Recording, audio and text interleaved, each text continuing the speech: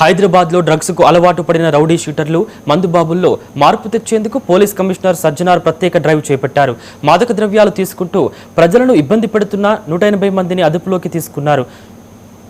వారికి వైద్య పరీక్షలు నిర్వహించగా అందులో 35 మంది డ్రగ్స్ తీసుకున్నట్లు తేలింది.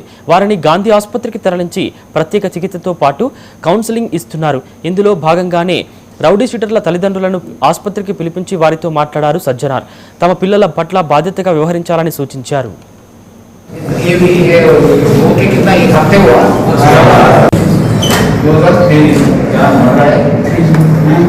తెలంగాణ రాష్ట్ర ప్రభుత్వం డ్రగ్ అడిక్ట్స్ ఎవరు ఉన్నారో వాళ్ళని రిఫార్మ్ చేయడానికి గత ఫిబ్రవరిలో చారిత్రాత్మక స్కీమ్ తీసుకురావడం జరిగింది. ఈ అందరూ కూడా ఎవరెవరు డ్రగ్ అడిక్ట్స్ ఉన్నారో వాళ్ళందరూ కూడా రీహాబిలిటేషన్ చేయడానికి, వాళ్ళందరూ కూడా డీ అడిక్షన్ చేయడానికి స్టేట్లో దాదాపు 33 హాస్పిటల్స్ని నియమించడం జరిగింది.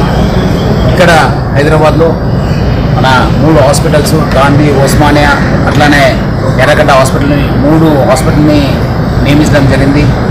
మనము ఇక్కడ డాక్టర్ వాణి మేడంతో ప్లస్ అదేవిధంగా మొత్తం డాక్టర్స్ టీమ్తో కోఆర్డినేట్ చేసి ఈ సిటీలో ఉన్న రౌడీ షీటర్స్ని మనం టెస్ట్ చేయడం జరిగింది.